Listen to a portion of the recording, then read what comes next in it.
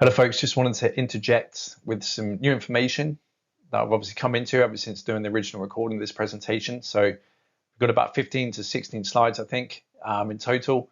That's going to reveal a little bit more extra information surrounding this whole setup, right? And it's going a little bit more in depth with, banking and taxation, I think, which is going to obviously help aid those on this journey going forwards who are serious in regards to, cracking the code with all of this. So the trust that is set up out of birth is managed until the age of 18, okay, where we are meant to make a claim on that trust/estate as a living beneficiary where we'll be entitled to distributions. But as a result, the clandestine activities going on with the definitions, forms, procedures, as we know, as we've gone through, and our ignorance will remain dead and the government comes along and offers us another deal in the form of social security or national insurance. This gives the government's power of attorney over our estate/trust and is a pass-through account that they use to embezzle our estate. The security offers us limited liability to operate in the field of commerce, which is a benefit. And for that benefit, they will help themselves to our trust, as we have ignorantly handed over access to them while still remaining dead or lost at sea. Now, this is kind of common knowledge surrounding trust law. Even on public trustee website, it states that if an individual is a beneficiary and that under the age of 18, they're not entitled to any distributions until they turn 18. Okay, so it's very important. That's why they do what they do when we turn 18. And what do they need for us to, obviously set things up in commerce, which is, the major one is our bank account, our birth certificate. Okay, this is identifying the strawman entity and is needed to open up a bank account and is used as ID verification for other government and commercial registrations in their world of fiction.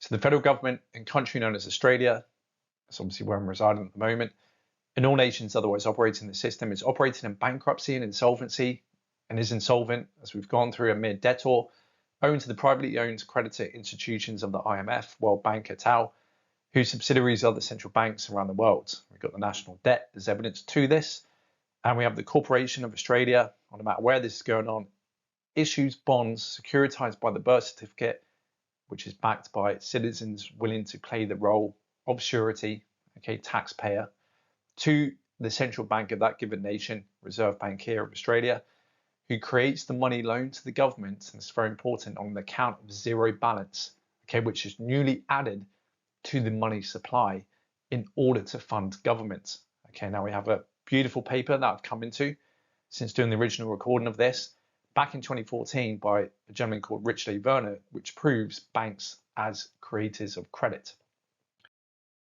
which has major implications because otherwise reveals the huge subterfuge in academia. And I've got an economics degree, and a lot of it was, 98% of it was bullshit, to be quite honest. But otherwise shows how they're influencing through the academic industrial complex the whole narrative in media and politics to push regulation that governs a complete fiction, when in reality, what banks actually are is not advertised or made known publicly to the rest of the masses, and even these so-called legal experts and these theorists, right, in economics with PhDs who are spinning complete fabrications and just ideologies that are based on theories and not actual fact, okay, which is called empirical evidence. And so thank the heavens that a gentleman finally came along and unlocked his rational faculties of his mind to go, well, you know what? We've got these theories that all these economists are arguing whether banks do this or banks do that.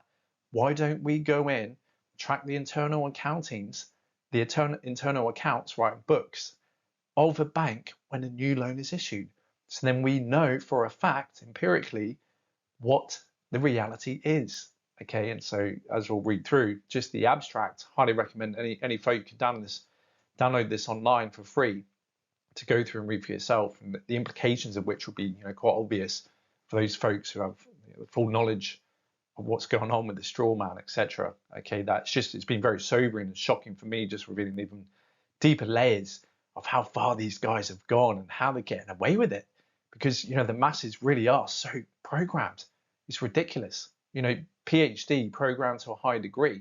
When I talk about this and go into more depth on the banking law modules from Alan Tyree's book, right, which is on YouTube, but it really is astonishing, and how these guys get away with it is only literally due to our ignorance. Okay, so this kind of information will be very fruitful for those who are able to put it to good use.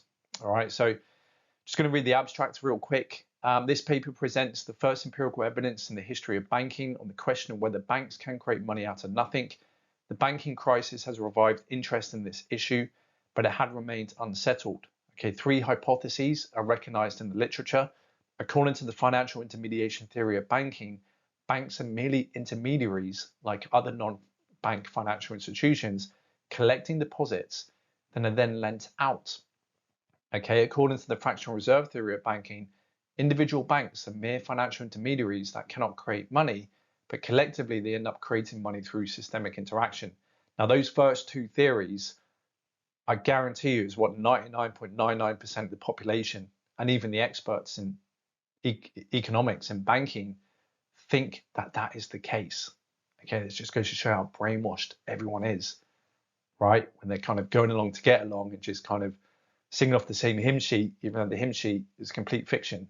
Everyone's just dancing around like little puppets, being manipulated by the master puppet himself, which is the controllers of these guys, the central planners. And so a third theory maintains that each individual bank has the power to create money out of nothing, and does so when it extends credit, which is called the credit creation theory of banking.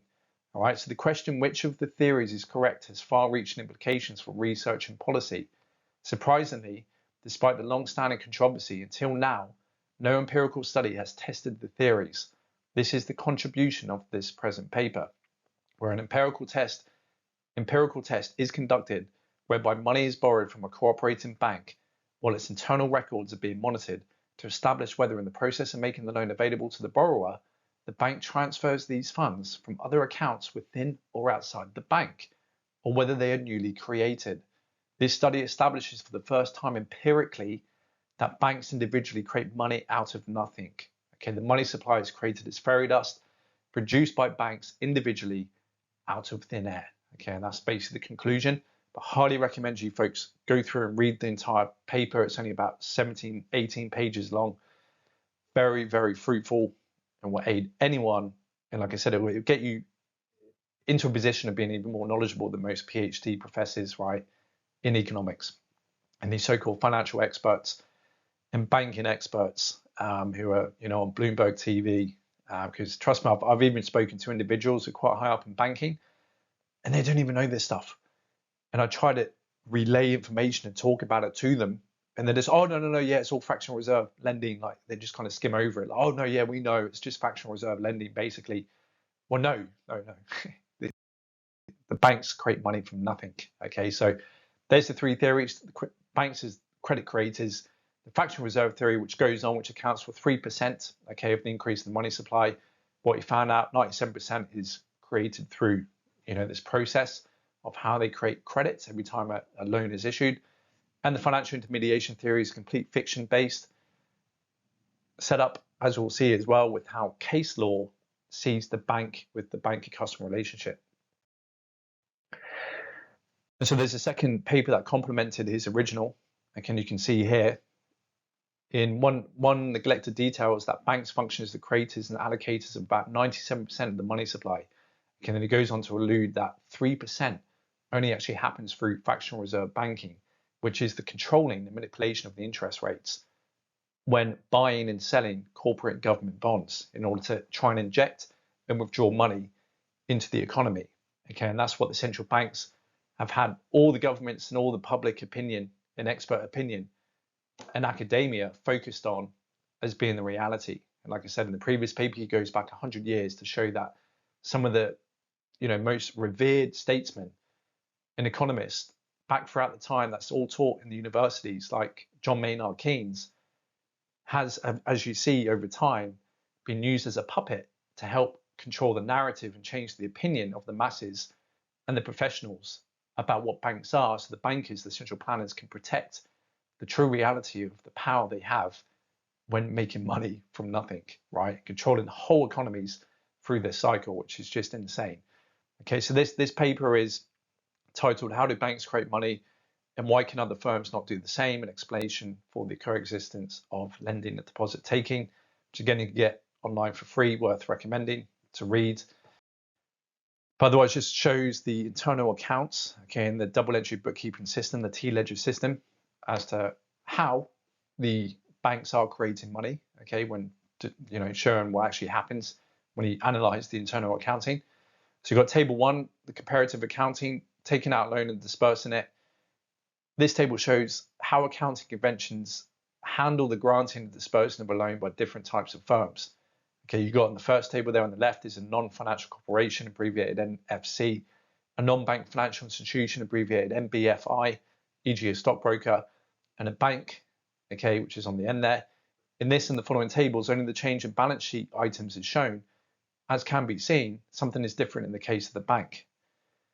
So we've got this table shows step 1 of the loan operation, now disaggregated into 2 steps. All parties have signed the loan contract, but the borrower has asked out of convenience to delay the disbursement of the loan, which happens in step 2.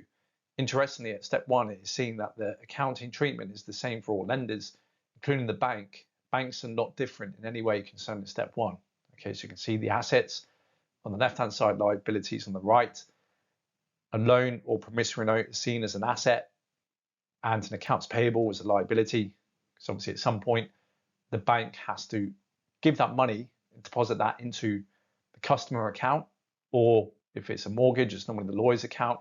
This is where the off-ledger activity comes in, especially for mortgages. But as you can see in table 3, all lenders now disperse the loan and thus discharge the liability.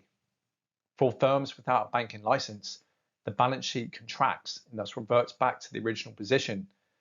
Okay, but for banks, however, only the balance sheet remains unchanged in its expanded position. Banks remain stuck in step 1. In other words, banks do not discharge their liability. So all of a sudden, what they do is reclassify accounts payable liability as a customer deposit. Okay, because a customer deposit, as seen in the eyes of the law, is otherwise a loan or a debt that the banker owes to the customer, because the customer, under the banker-customer relationship, is merely giving a loan of those funds, okay, of money held on account to his credit, is seen as a debt owed to the customer by the bank. And that bank could do with those funds as he pleases. Okay, so it's not held in custody, it's not held in trust, and there's no agency relationship. It's simply a chosen action and a loan that we give the bank. Okay, and it's slightly different. It's a special debtor-creditor relationship in the fact that the debtor, which is the bank, doesn't seek to pay back the debtor, or the lender, which is us, the account owner who's putting that deposit, until such time we make a demand on that account. Okay, because otherwise, if every banker acted like a traditional debtor and creditor and seek to actually get in touch with the lender to pay them back, well, then he wasn't able to keep that on his accounts and do with that as he pleases in regards to investing, etc. Okay, and as you see, no loans actually came from any other account within or outside the bank. All right, and that's what's covered in these 2 papers.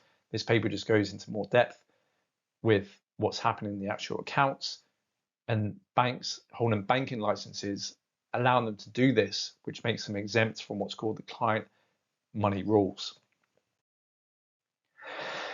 So we also we touched on this before, but it's good to really drill this in so you understand the system a lot better with what's going on and see the insanity in all of it. The principle is only ever created, all right, when money is created on an account of zero balance, whether it's done through the fractional reserve lending and or 97% of which create a new credit on account of zero. So we've just proven through Rich and Avern's work.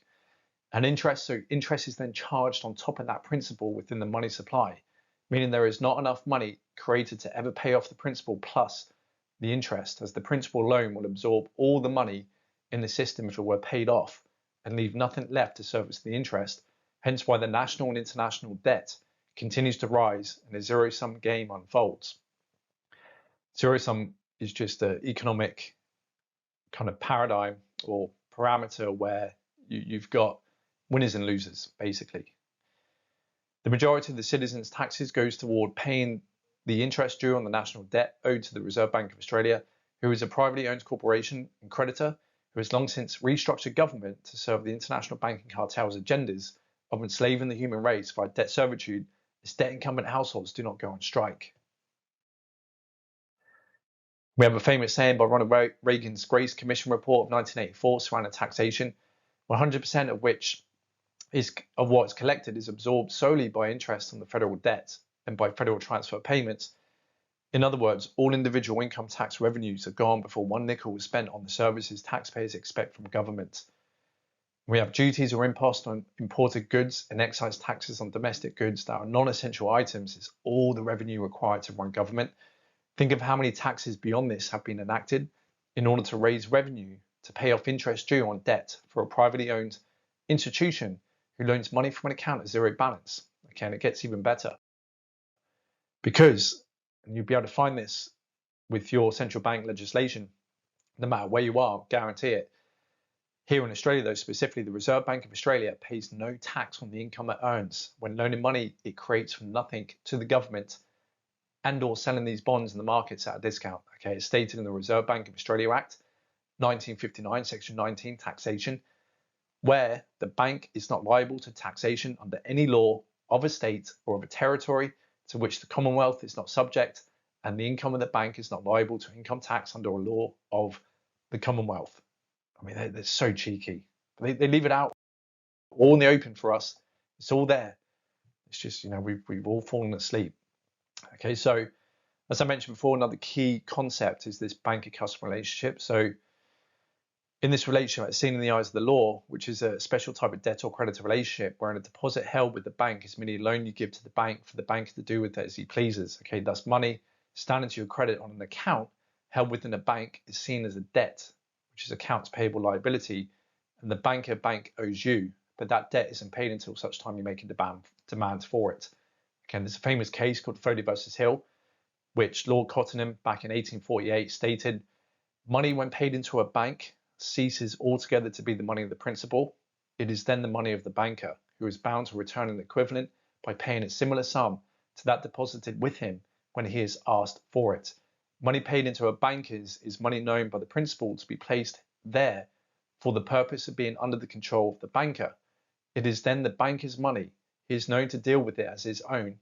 He makes what profit he can, which profit he retains to himself. He has contracted, having received that money, to repay to the principal when demanded a sum equivalent to that paid into his hands. Okay, I'm reading down here some consequences. Any other finding would have made modern fractional reserve banking impossible. Had the court found that the bank was a bailee or trustee or an agent, the bank would have been saddled with additional obligations that would inhibit its function as a financial intermediary. For example, a bailee, the bank would be obliged to return the exact coins and notes deposited with it. A trustee, any investment by the bank would need to consider as paramount the interest of the customer. And in an agent relationship, the agent must always act in the interest of the principal, again severely restricting the use to which the funds must be used. Okay, in both the trustee and the agent relationships, the bank would be required to account for profits, making modern banking impossible.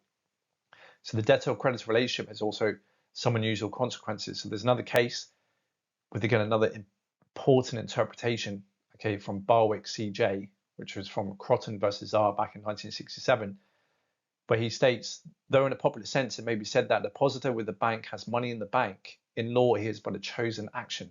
Okay, right to recover from the bank the balance standing to his credit in the account with the bank at the date of his demand or the commencement of action. But the money deposited becomes an asset of the bank, which it may use as it pleases. Neither the balance standing to the credit of their joint account in this case, nor any part of it, as it constituted no more than a chosen action in contradistinction to a chosen possession, was susceptible of larceny, though it might be the subject of misappropriation. So you got the important point is that the money belongs to the bank. The customer has a chosen action, namely the right to demand repayment under certain terms, the most important of which is that the debt is not due until demand is made. Okay, so that's obviously when we make a withdrawal at an ATM or a bank transfer, or obviously using our debit or credit cards, mainly debit cards, right? And so one of the consequences of finding the relationship to be debtor or creditor is that a customer will rank merely as an unsecured creditor if the bank becomes insolvent. Okay, but we touch on a little bit more in depth with my banking law presentations, okay, when we have action and conversion in regards to the bank and knowing that it is a trust account that's being managed which brings about certain duties and responsibilities that treats that account more carefully than a simple common account where it's a debtor or creditor relationship. Okay, but that kind of relationship still goes on. It just means that there's more of a liability that's passed on to the banker when the banker knows that it is a trust account. Okay, and that's otherwise called, I forgot the name of the term, but it's something in conversion. Okay, which basically spreads the liability of the banker almost being seen as a co-trustee within the trust. Okay, if there had been foul play, okay, misappropriation or embezzlement that goes on. All right, so very important to consider. I go into more depth in the other presentations on the YouTube and my website. So government regulation the world over, but here in Australia through Australian Prudential Regulation Authority, APRA, recognises banks as authorised depository institutions, when in reality they are creators of credit and do not loan other depositors funds from reserves held within or outside the bank. The Basel III Accord has no use in properly addressing banks as credit creators, thus showing the whole regulatory industry surrounding banking is deliberately misrepresented, misleading and avoiding reality of what banks are. The economic theory is being propagated in academia, which then forms the professional opinions, debates and models used to influence regulation and monetary policy has deliberately been adopted to accommodate the financial intermediation theory and or fractional reserve theory of banking that only accounts for 3% of the increase in the money supply, whilst neglecting the reality of banks as credit creators when 97% of all money in the money supply is created whenever a new loan is issued by the bank, which is controlled via window guidance, okay, by the central banks. All right, so studying more of Richard A. Werner on YouTube and is reading his paper and going through my banking law presentations on YouTube will just help all of you folks get up to speed and understanding this concept fully inside out and how it applies to us given our situation and how we can use that now to our benefit. So money is drawn on an account at zero balance every time a promissory note is purchased by the bank, who then reclassifies accounts payable liabilities as a fictitious customer deposit in the double entry bookkeeping system, thanks to being exempt to the client money rules, meaning at the time any loan is issued, the books balance. Okay, and there is no debt and no risk taken by the bank. All right, please see Richard A. Werner's paper, which this finding and this knowledge has huge implications and will aid those who can fully understand it and use it to their benefit.